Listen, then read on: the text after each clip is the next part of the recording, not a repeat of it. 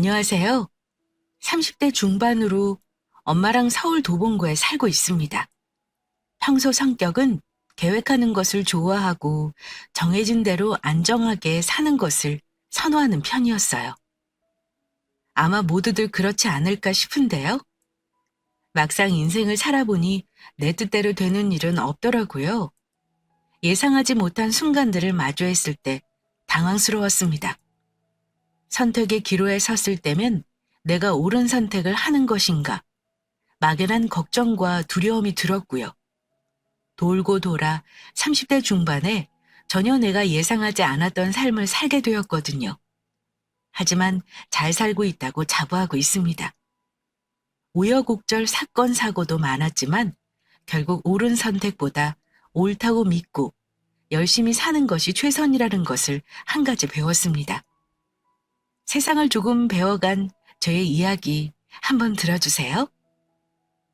김정숙 씨 보호자 되시나요? 몇 년 전 회사에서 업무를 보고 있는데 뜬금없이 웬 남자에게 전화가 왔습니다. 당황스럽기도 했지만 한편으로는 걱정이 되었죠. 전화 온 곳은 보험사였는데 엄마가 교통사고를 당하셔서 병원으로 이송 중이셨고 보호자에게 연락을 해야 하는 상황이었습니다. 엄마는 외곽에 있는 기사식당에서 식사를 하고 빠져나가려고 정차를 하고 있던 상태였어요. 그런데 식사를 하고 나오는 다른 큰 트럭이 뒤에 있는 엄마 차를 못 보고 그대로 후진하면서 충돌이 발생한 것입니다. 엄마 차는 모닝이었고 상대방 차는 2.5톤 트럭으로 엄마가 받은 충격은 상당했습니다. 더군다나 엄마는 정차하고 보조석에 있는 글러브 박스에서 휴지를 꺼내려고 옆으로 숙이고 있던 터라 경추와 척추에 충격이 고스란히 전해졌죠. 다행히 부러진 것은 아니지만 경추에 금이 가서 깁스를 해야 하는 상황입니다. 척추에도 상당히 무리가 간 상황이라 몇 주 입원하셔서 상황을 지켜보셔야 할 것 같습니다. 다행히 엄마가 주행하던 것은 아니라 손상은 덜했습니다. 하지만 상대적으로 큰 트럭과 부딪히면서 후방이 거의 찌그러지다시피 할 정도로 차량 손상은 심해 거의 폐차 이야기가 오고 갈 정도였어요. 당연히 골절이 발생한 것은 아니었지만 일상으로 돌아가는 것은 문제가 있고 적어도 한 달 이상은 병원에 입원해서 치료를 받으며 상태를 지켜봐야 했죠. 엄마는 보험회사 업무를 하고 계셔서 차를 타고 이동하는 일들이 많았습니다. 젊었을 땐 전업주부로 저와 제 동생을 케어하셨는데 제가 20살이 되던 해 아빠가 돌아가시면서 엄마가 일을 시작하게 되었어요. 전업으로 집에만 머물다 보니 상대적으로 할 수 있는 일은 적었고 사교성이 좋은 성격이라 다방면에 알아보시다가 친구분의 권유로 보험 일을 시작하게 된 것이죠. 엄마 성격과도 잘 맞았고 그동안 집안에만 있다 여기저기 사람을 만나고 다니는 것도 꽤 좋아하셨습니다. 하지만 사고를 당하고 나니 운전하시는 것에 두려움을 가지기 시작하셨고 병원에 입원한 시간이 길어져 다시 일을 못하게 되셨죠. 자기야, 엄마 용돈 좀 드리면 어떨까? 용돈? 갑자기 웬 말이야? 엄마 병원에 입원하시면서 나오는 보험금으로 어느 정도 충당된다 하더라도 병원 나오면 이제 일 못하실 텐데 용돈이라도 좀 드려야 일 못하셔도 생활하는 데 지장 없을 것 같아서. 다행히 엄마는 자가가 있어서 집에 대한 걱정은 없었습니다. 하지만 저희 대학 보내고 결혼시키면서 그동안 일해서 모았던 돈들을 거의 사용한 터라 앞으로 엄마가 연금 받을 때까지는 어느 정도 생활비가 필요하다 생각했어요. 보험을 하시면서 연금보험이나 엄마 건강보험 같은 부분들은 제가 별다르게 신경 쓰지 않아도 될 정도로 탄탄하게 준비해 놓으셔서 그동안에 필요한 부분들만 보조하면 된다 생각했습니다. 엄마가 이른 나이에 결혼하셔서 아직 환갑이 안 되셨고 길어야 4, 5년 정도만 용돈 드리면 연금 받으실 테니 걱정을 덜 할 수 있다 생각했거든요. 어머님 보험하시면서 연금이나 그런 거 다 들어놓으신 거 아니야? 그거 60세 넘어야 받을 수 있는데 우리 엄마 아직 환갑 안 되셨잖아. 그럼 어머님 일하실 때까지 몇 개월 용돈 드리는 게 아니라 어머님 연금 받으실 때까지 앞으로 4, 5년이나 용돈을 드리자고? 신랑은 엄마 용돈을 고작 몇 개월 드린다 생각했나 봅니다. 하지만 엄마 상태가 생각보다 안 좋았어요. 다행히 뼈가 부러지거나 한 것은 아니지만 운동을 하신 게 아니라 전반적으로 근력이 약해진 상태로 무리하게 움직이면 상태가 나빠질 수 있다는 의사 소견이 있었거든요. 아무래도 중년이 지나가면서 건강에 신경 써야 했는데 여전히 일을 하시면서 바쁘게 지내다 보니 건강에 소홀한 결과라 생각했습니다. 이제부터는 저나 제 동생에게 도움 줄 필요 없으니 몇 년 동안 저랑 제 동생에게 용돈 받으며 지내시다가 연금 나오면 노후 걱정 없이 편하게 쉬셨으면 했거든요. 꾸준히 몇십 년을 드리는 것도 아니고 앞으로 몇 년인데 그것도 못 해드려? 그동안 엄마 보험하시면서 우리에게 여러모로 도움도 줬잖아. 그 정도는 해드리는 게 맞는 것 같아. 어머님 집 자가잖아. 주택연금이 만 55세 이하로 낮춰진 걸로 아는데 주택연금 받으시면 안 돼? 유산으로 안 물려주셔도 되니까 그거 그렇게 쓰면 될 것 같은데. 우리도 부담되고 어머니도 지금까지 일하시다 우리 용돈 받는 거 별로 달가워하시지 않으실 것 같은데 서로 편하고 좋잖아. 신랑은 엄마에게 용돈을 주기 싫어했습니다. 엄마 집이 서울 변두리에 있는 자가 아파트였는데 시세 8억 정도 했어요. 예전에는 60세 이상일 때 주택연금을 받을 수 있었습니다. 하지만 최근 그 연령이 낮아지면서 55세부터 신청해서 받을 수 있다 했어요. 지금까지 도움을 조금이라도 주면 좋지. 우리가 무엇이라도 해주면 한사코 거절하셨던 엄마 성향을 들먹이며 굳이 용돈을 주지 않아도 된다 신랑은 말했죠. 엄마는 제가 고생하는 거 뻔히 알고 아직까지 자가 아파트 없이 살고 있으니 한 푼이라도 더 모아 빨리 아파트 사라는 마음이셨거든요. 그런 저희 엄마 마음을 아는지 모르는지 속없는 신랑이 미웠습니다. 엄마는 우리 빨리 집 사라고 그런 거지. 우리 돈 거의 모아서 살 수 있잖아. 어느 동네 살지 못 정해서 좀 미뤄지는 거고. 도와드릴 수 있으니 도와드리자는 건데 그렇게 싫어? 살 수 있는 건 맞는데 너도 알다시피 정말 가고 싶은 동네는 우리가 모은 돈 턱 없잖아. 그냥 맞춰서 살 수 있는 수준이지 원하는 곳 살 수 있는 것도 아니고. 챙겨주면 오히려 어머님 부담 느끼고 싫어하신다고. 정 도와드리고 싶으면 네가 벌어서 도와드려. 그건 나도 더 이상 말 안 할게. 신랑이 하는 일이 꾸준하게 수입이 들어와서 외벌이로 살림을 꾸리기 가능했습니다. 4인 가족이 살고 꾸준히 저축해서 서울 변두리 아파트는 살 수 있는 정도였으니까요. 하지만 신랑은 자기가 버는 돈에서 단 한 푼도 친정에 도움 주는 걸 싫어했습니다.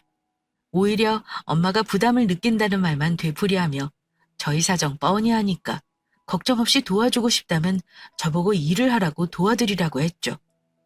매년 엄마 생신 때도 외식 한번 할 때면 그렇게 아까워하더니 엄마 아파서 일도 못하게 되었는데 생활비도 조금 도와드리지 못한다고 생각하자 서운함이 몰려왔습니다. 그리고 신랑 말대로 내가 일해서 조금이라도 돕고 싶은 마음에 여기저기 일자리를 알아보기도 했죠. 저 역시 오랫동안 전업주부로 있어서 할 수 있는 일은 없었습니다. 하지만 아르바이트 같은 일들은 할 수 있어서 단순히 엄마 용돈을 드리고 싶은 목적이었기 때문에 흔쾌히 편의점 알바를 시작했어요. 하루 6시간 정도로 큰 돈벌이가 되는 건 아니었지만 엄마에게 용돈 드릴 만큼은 되어서 나름 뿌듯해하며 몇 개월을 보냈습니다. 나이야 바쁘니? 편의점에서 아르바이트를 하고 있던 어느 날 시어머니께 전화가 왔습니다. 평소 저에게 전화를 먼저 거는 일은 없으시고 그렇다고 며느리 도리를 원하시는 분도 아니라 고부 갈등 없이 지냈거든요. 그런데 명절 전후도 아니고 시부모님 생신 전후도 아닌데 갑작스럽게 전화가 와서 놀랐습니다. 그리고 무슨 일이 생긴 것은 아닌가 걱정이 들기도 했죠. 어머님은 평소 아들 바라기로 첫째도 신랑, 둘째도 신랑이었거든요. 저에게 전화하거나 무슨 말을 하는 건 다 신랑에게 더 잘해라 정도여서 혹시 무슨 일이 있는 건가, 내가 뭘 잘못했나 하는 생각이 조금 들었습니다. 아니요, 어머님. 잠깐 통화돼요. 말씀하세요. 예, 고맙다. 네? 고맙다뇨? 갑자기 무슨 말씀이세요? 아니, 네 아빠 생일이라고 좋은 차 한 대 뽑아주고 성태는 너에게 말하지 말랬는데 아무리 생각해도 너 알바하는 거 보면 너도 도움 줬을 것 같아서 말이야. 너도 고생했는데 생색은 성태가 내는 것 같아서 고민하다 너에게도 고맙다는 말 전하려고 전화했단다. 지난주 아버님 환갑으로 가족끼리 조촐하게 외곽 식당을 빌려 식사를 했습니다.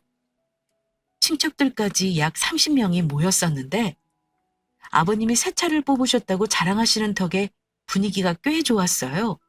아들이 사줬냐는 말을 아무도 하지 않았던 건 아버님이 워낙 차에 관해 진심이셨기 때문입니다. 전에 타던 차도 국산차였지만 꽤 고가여서 당연히 이번에 새로 산 고급 외제차도 아버님이 구매하셨다 생각했거든요. 이건 제 생각이 아니라 그날 모인 친척들 모두 그랬습니다. 시아버님이 차부심이 있어서 예전부터 돈 모으면 가장 좋은 차를 구매했다고 워낙 익히 들어서 저 역시도 아버님이 이번에 새로 뽑은 고급 세단이 신랑이 사줬다고 생각을 못했었거든요. 그런데 1억이 넘는 고급 세단을 사주다니 어처구니가 없었습니다. 당신 너무한 거 아니야? 엄마 용돈 드리자고 할 땐 주택연금 받아서 탔으라고 하더니 아버님 차는 1억 넘게 사주는 게 말이 돼? 오는 게 있으면 가는 게 있겠지. 어머님은 당신 생활비 유지하는 것도 힘들지만 우리 집은 그런 거 아니잖아. 그리고 지금까지 아들 잘 키우셨는데 그 정도도 못 해드리는 게 어딨어? 나 잘할 때 뭐든 다 해주셔서 나에게 쓰신 돈만 해도 1억이 넘는데 말이야.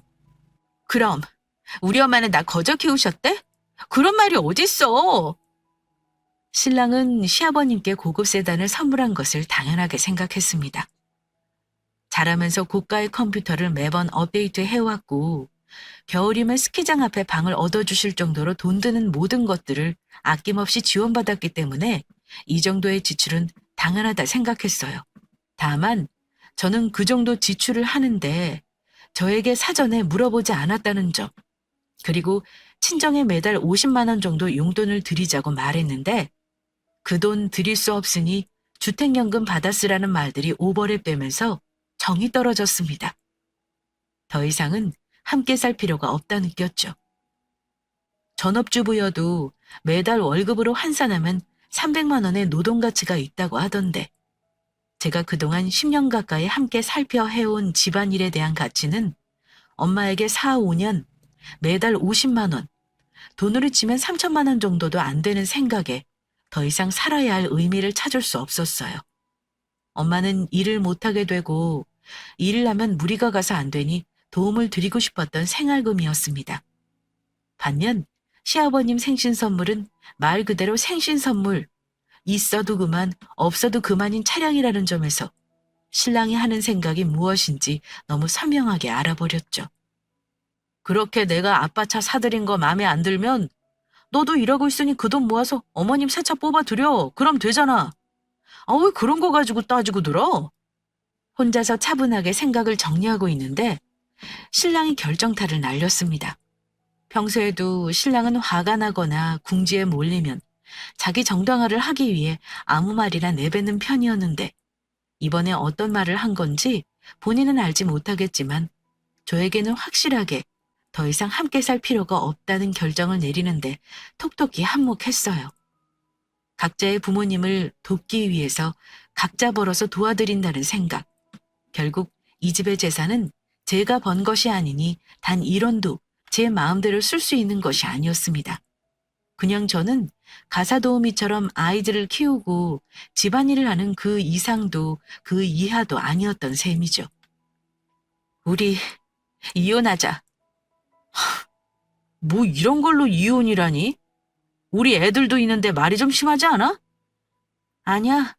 매달 50만 원 5년 들어도 3천이야. 내가 당신이랑 10년 가까이 살면서 모아온 이 재산에서 그 정도도 마음대로 못 사용하는데 당신은 내 동의 없이 1억 이상의 돈도 막 사용하잖아? 당신은 나를 어떻게 생각하는지 알았어. 나는 당신 가사 도우미 할 생각 없으니 이혼하자. 그렇게 결혼 7년 만에 종지부를 찍었습니다.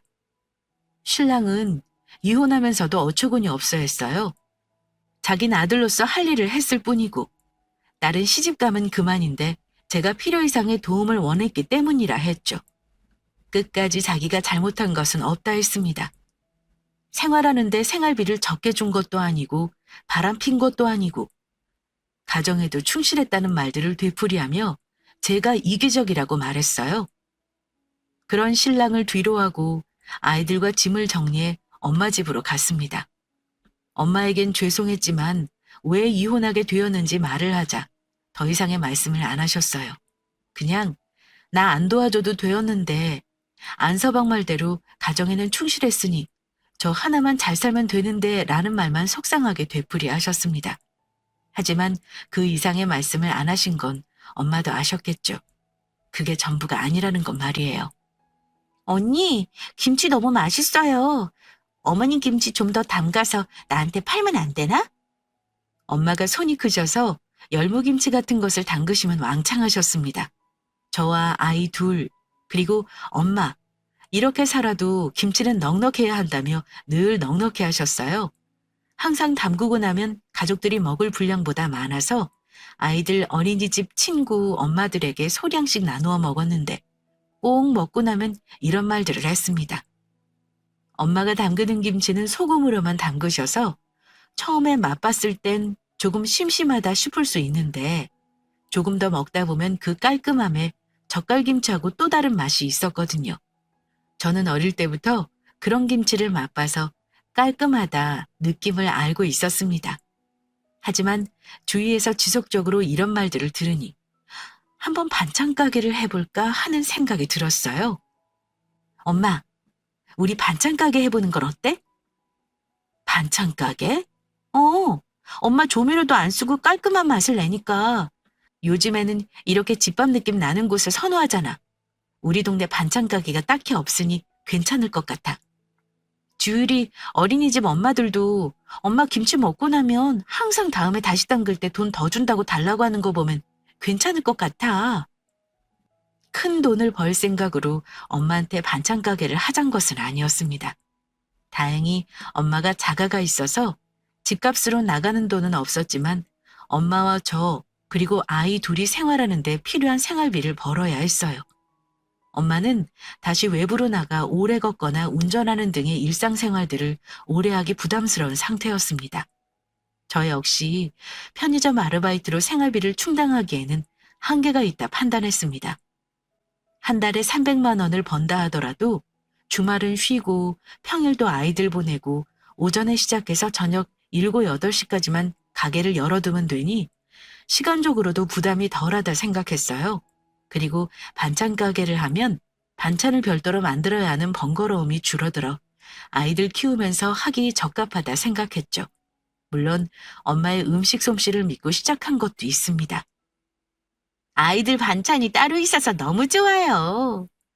오픈하고 초기에는 생각했던 것처럼 되지 않아 조바심이 났습니다. 김치만 팔리는 정도였고 밑반찬이 생각보다 팔리지 않아 다양한 방법들을 구상했어요. 우선 아이들 반찬을 구분했습니다. 어른 반찬이 아무리 간을 심심하게 한다 하더라도 미취학 아이들에겐 간이 강할 수 있었거든요. 그래서 저염식으로 별도의 코너를 만들었죠. 그리고 어른들은 너무 강하게 간을 하는 것도 아니지만 어린아이들이 있으면 집에서 잘 해먹을 수 없는 매콤한 반찬들 위주로 코너를 만들었습니다. 예상은 적중했어요. 간단하게 아이들만 먹일 반찬을 사가는 부류들도 있었고 아이들과 함께 먹는 저녁상에 어른들이 먹을 매콤한 반찬 한 가지만 사가는 경우도 있었습니다. 선택의 폭을 다양하게 하니 입소문이 나기 시작했고 꾸준하게 반찬을 사가시는 분들까지 생기기 시작했어요. 언니, 나 반찬 몇 가지 빼주면 안 돼? 퇴근하고 가면 항상 반찬이 다 빠져서 먹기 애매하더라고. 나 나물 2가지랑 매콤한 반찬 하나, 그리고 애들 반찬 2가지 정도만 빼줘. 어느 날 지율이 어린이집 엄마한테 전화가 왔습니다.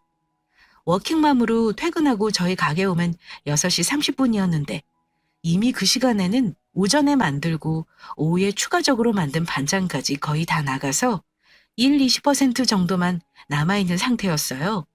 매번 아쉬운 발걸음으로 돌아가기를 일쑤. 아예 작정하고 전화했더라고요. 순간 이것도 방법이다 싶어서 밴드를 만들고 퇴근 후 픽업 가능한 메뉴들을 올리기 시작했습니다.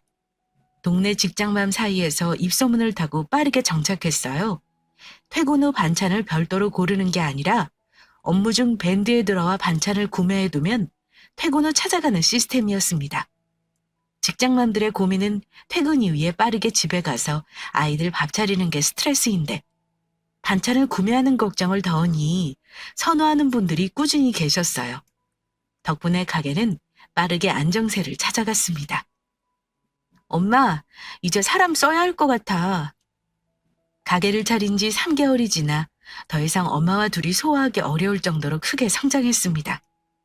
월 매출이 1,000만 원을 넘어가는 시점이었고 순수익은 600만 원이 조금 안 되었어요. 생각보다 반찬 가게가 마진이 높더라고요. 우리가 마트에서 사는 야채들은 소량 포장되어 단가가 꽤 있다 느끼지만 매일 아침 농수산물 시장에서 소매로 박스째 가져오는 야채를 소분해서 팔면 생각보다 마진율이 높았습니다. 단지 아쉬운 점이 있다면 음식을 만드는 시간이나 주방 크기에 한계가 있기 때문에 과하게 많이 벌 수 있는 구조는 아니라는 점이었죠. 하지만 차근차근 사람을 더 늘리고 할 수 있는 범위를 키워가기로 했습니다. 무엇보다 워킹맘을 대상으로 저녁 메뉴 선주문 시스템이 자리를 잡으면서 매출 상승에 일조를 했어요. 옆 동네도 입소문이 퍼져 배민을 쓰는 게 아닌 직원을 두고 퇴근 시간에 맞춰 주문한 음식을 각 집 앞에 배달해주는 서비스를 새로 오픈하면서 수익은 더 올라갔어요. 라이야, 바빠? 당신이 여기 웬일이야? 바쁘고 정신없게 일상을 보내는데 어느 날 전 남편이 가게로 찾아왔습니다. 이혼하고 8개월 정도 시간이 지났는데 그동안 연락도 없고 안부도 묻는 사이가 아니었기 때문에 가게 앞에 서 있는 전 남편을 보자 당황했죠. 그리고 머릿속으로 마지막까지 자긴 잘못이 없고 내가 예민하게 군다고 말했던 것이 생각났습니다. 또다시 그 얼굴을 보니 더럽고 치사하다는 말이 목구멍까지 차올랐죠. 시간이 지나고 잊었다고 생각했는데 그동안의 서름이 생각나고 나도 능력이 있었구나 싶으면서 만감이 교차했어요. 전과 다르게 당당해진 저의 목소리에 전 남편은 다소 당황한 듯 했습니다.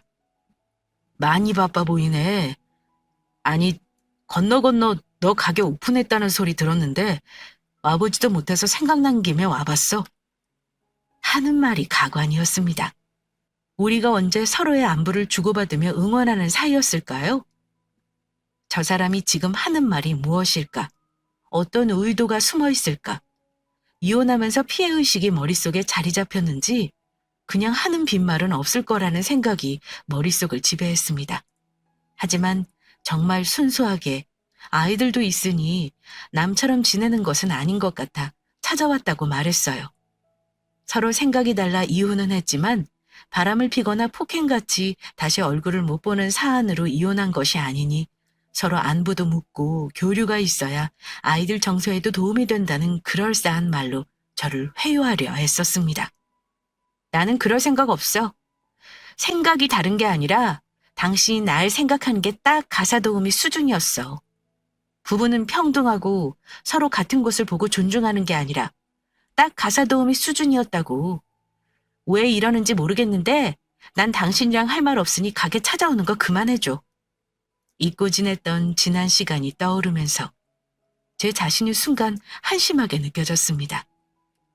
전 남편이 벌어오는 돈 한 푼이라도 아껴서 내 집을 사고 싶었고 집을 꾸미고 아이들에게 맛있는 것을 해주고 신랑이 퇴근하면 하루 동안 힘들었다고 애썼다고 토닥여주며 애들 재우고 술 한잔하던 그 시간들이 다 거짓 같았거든요. 그냥 저는 전 남편이 가정을 꾸리고 안전하게 지내는데 큰돈이 들지 않는 그런 사람일 뿐이라는 생각에 지난 시간들을 돌이켜 후회해봐도 마음만 상한다 생각하고 고개만 저으며 엄마와 새로 시작한 가게 일에 집중하기로 했습니다. 다시 합칠 마음도 없었거든요. 전 남편 생각이 바뀌었다 하더라도 지난 저의 7년 결혼 생활을 돌이켜보면 그동안의 내 수고에 비해 3천만 원도 마음대로 못했던 것들만 상처로 남아 다시 시작하기 어렵다 생각했습니다. 라이야, 성태 선배 이야기 들었어? 그렇게 전 남편이 찾아오고 일주일이 지났을까. 대학 동기와 안부를 주고받는데 조심스레 전 남편 이야기를 꺼냈어요. 전 남편과 저는 대학 선후배 사이로 소식을 알려고 하면 다방면으로 소식을 알 수 있었는데 굳이 알려고 하지 않았거든요. 그런데 친한 대학 동기가 조심스레 묻는 말에 조금은 궁금했습니다. 나에게 찾아온 이유랑 연관이 있을까? 아니면 재혼을 한다는 것일까? 소식만 들었다면 모르겠지만 일주일 전 저를 찾아왔기에 내심 궁금했어요. 왜? 재혼이라도 한대? 저는 저와 연관성을 찾고 싶지 않았습니다. 하지만 소식을 알려주고 싶어하는 친구의 마음도 있었기에 재혼을 하느냐고 오히려 반문하는 투로 되물었죠. 들려오는 대답은 전혀 예상 밖이었습니다. 전 남편한테는 고등학교 친구가 있었는데 저는 그 친구를 싫어했어요. 왜? 주변을 봐도 말만 번지르르 하게 하고 겉멋든 사람이었거든요. 좋은 차를 타고 다니고 그럴싸한 말로 신랑에게 늘 더 잘 살 수 있는데 이렇게 사는 신랑이 안타깝다며 신랑 능력을 모르는 세상 탓을 했었습니다. 처음에는 내가 뭘 이라며 겸손해하던 신랑도 그런 말을 주구장창 만날 때마다 들으니 이 세상이 나의 능력을 모른다고 함께 탓을 하기 시작했죠. 곁에 두면 안 될 것 같아 신랑과 대판 싸우고 그 친구를 멀리하기로 했습니다. 그런데 저랑 이혼하고 다시 그 친구를 만났나 봐요. 성태 선배, 집담보로 대출 받았는데 그거 다 넘어가게 생겼잖아. 동기가 들려주는 말들은 전 남편이 고등학교 친구를 다시 만났다는 소리를 듣는 순간부터 예상할 수 있는 결말이었습니다. 제2 신도시 개발 부지로 떠오르는 곳 주변에 상가 부지가 들어온다고 땅을 매입하고 그 땅에 짓는 건물을 분양받는 형식으로 전 남편을 꼬셨다 했어요. 일종의 투기였지만 문제는 그 친구가 여러 명에게 그렇게 말을 하고 이중계약을 하면서 돈은 공중으로 날아가고 신랑은 채무를 이행해야 했죠. 꾸준하게 그 친구를 만나면 그렇게 투자해서 재산을 불려왔다고 말했기 때문에 아마 전 남편은 의심 없이 투자했던 듯 합니다.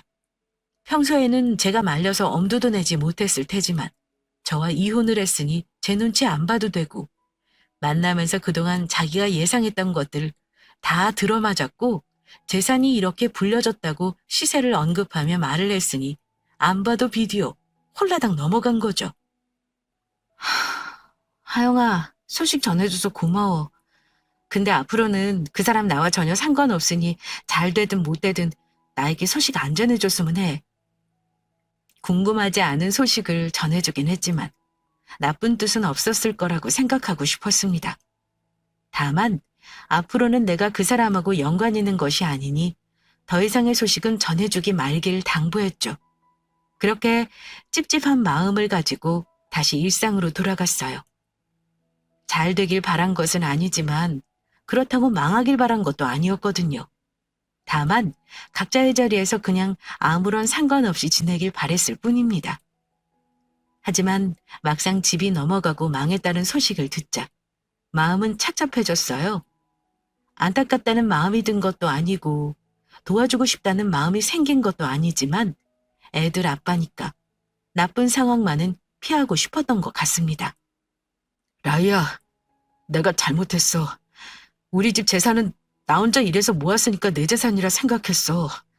하지만 너랑 이혼하고 보니 네가 잘 관리하지 않았다면 내가 아무리 많이 벌었어도 다 없어질 돈이었더라. 그렇게 너보다 더 소중하다 생각했던 내가 모은 돈이 사기로 다 날아가고 나니 내게 아니라는 생각이 들었어. 내가 미안해. 잘못했어. 동기에게 전화를 받고 며칠 뒤 전 남편이 찾아왔습니다. 모은 재산은 혼자 열심히 번 돈이라 생각해서 제가 엄마를 돕고 싶다 말했을 때 그렇게 아까웠다고 해요. 결혼하고 도움을 받았던 밑반찬 같은 것들은 자기 돈으로도 충분히 사 먹을 수 있는 거라 느꼈다고 덧붙였죠.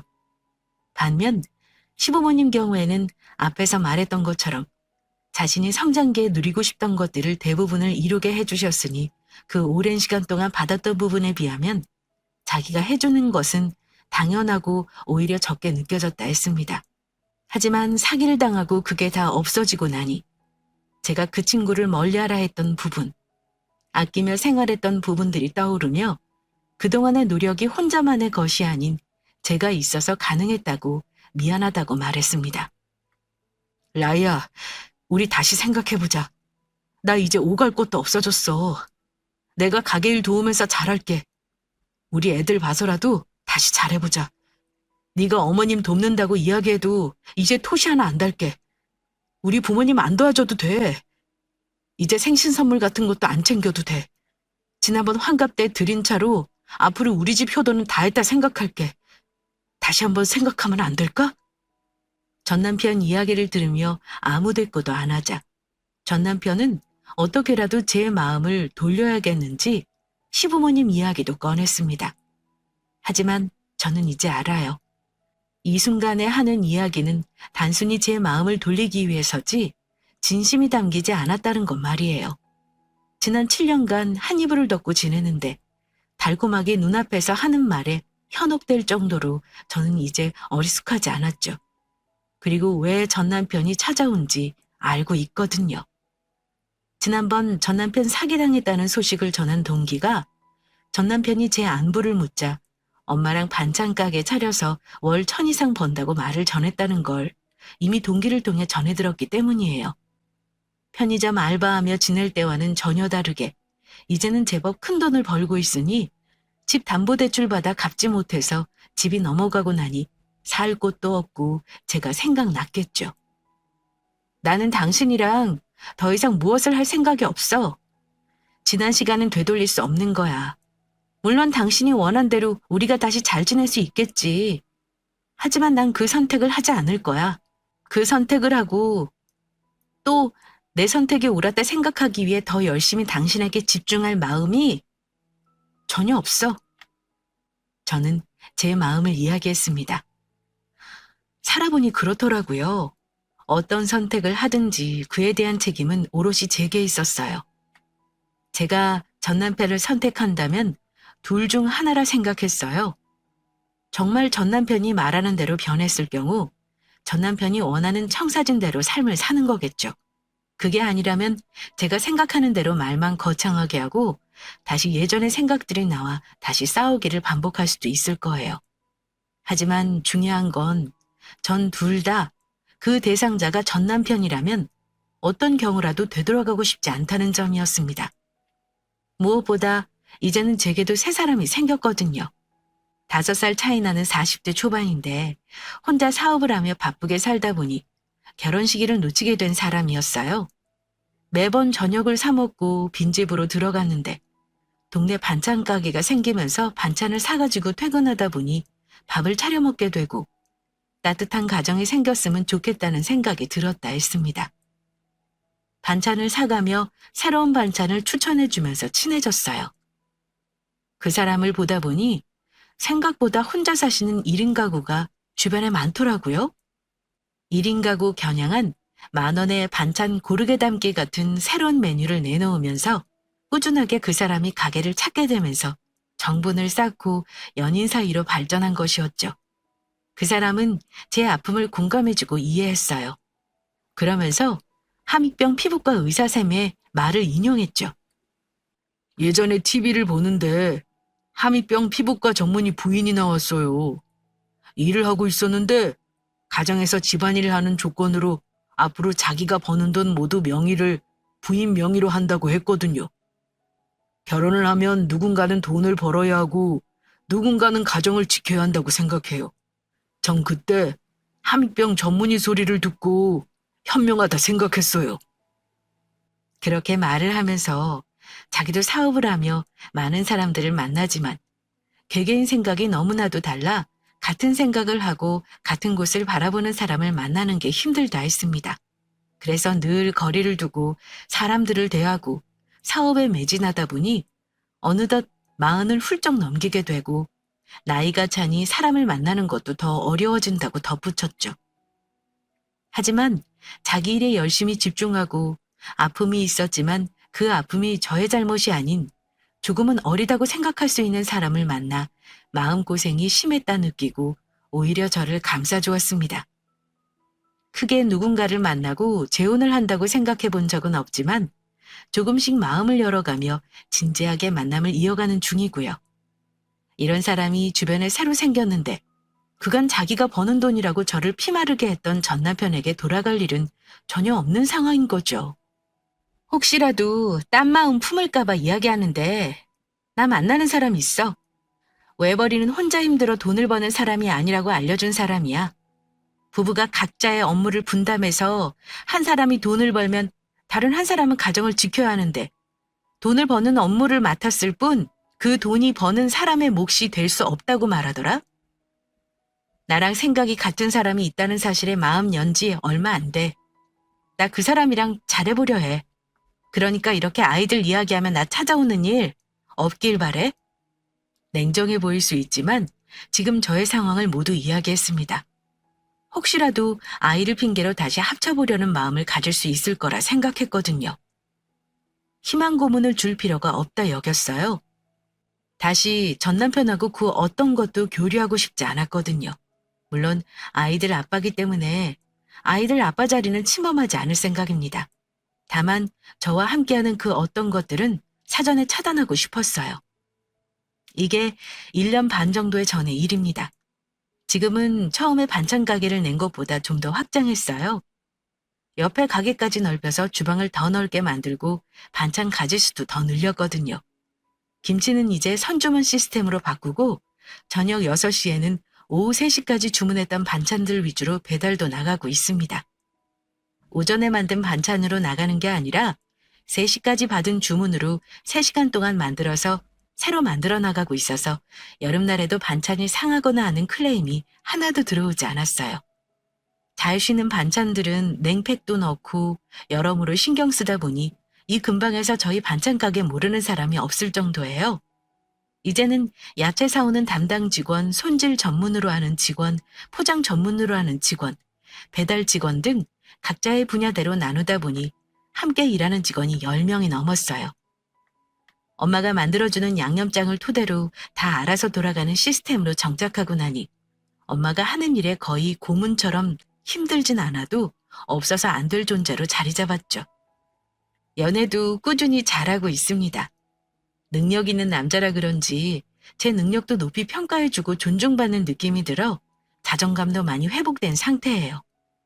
처음 가게를 할 때부터 일요일은 쉬고 토요일도 오후 3시까지만 영업을 했던 터라 주말에는 데이트를 하며 많은 이야기를 공유하고 있습니다. 저도 그 사람도 돈이 아쉬운 게 아니다 보니 같은 곳을 바라봐야 한다는 점이 상당히 많이 공감하고 있어요. 저 역시도 신랑의 돈 소리에 상처를 받은 적 있고 그 사람 역시 사업에 실패하기도 하면서 돈은 있다가도 없을 수 있지만 사람과 사람 사이의 마음, 생각 등은 변하기 어렵다는 것이 공감대 형성으로 서로에게 많은 의지가 되고 있죠. 처음 반찬 가게를 시작할 때만 해도 엄마 음식 솜씨를 믿고 있지만 어떻게 운영했는지 몰라 몇 날 며칠을 관련 유튜브를 죄다 본 기억을 합니다. 이제는 저의 성공 이야기를 유튜브에 남겨도 될 만큼 저만의 노하우가 담긴 운영 방법이 생겼을 정도지만요. 지금까지 인생을 살면서 가장 바쁘고 정신없이 보낸 시간이지만 오히려 그 전에 결혼 생활을 포함한 시간보다 보람되고 이제서야 삶을 사는 것 같은 기분이에요. 똥 차가고 벤츠 온다고 저의 이런 삶을 응원해주고 지지해주는 새로운 사람 덕분이라는 생각도 살포시 해봅니다. 간혹 주변을 보면 혼자 노력한다고 그 수고가 온전히 자신의 것이라 생각하는 분들이 있어요. 물론 노력, 시간, 다양한 방면에서 그럴 수 있지만 조금 더 시야를 넓혀보면 응원해주고 믿고 기다려주는 가족이 있기 때문에 가능하다 생각해 보셨으면 해요. 혹시 제 전남편 같은 생각으로 주변에 상처받는 분들 없길 바라며 이만 마무리할게요. 긴 글 읽어주셔서 감사해요.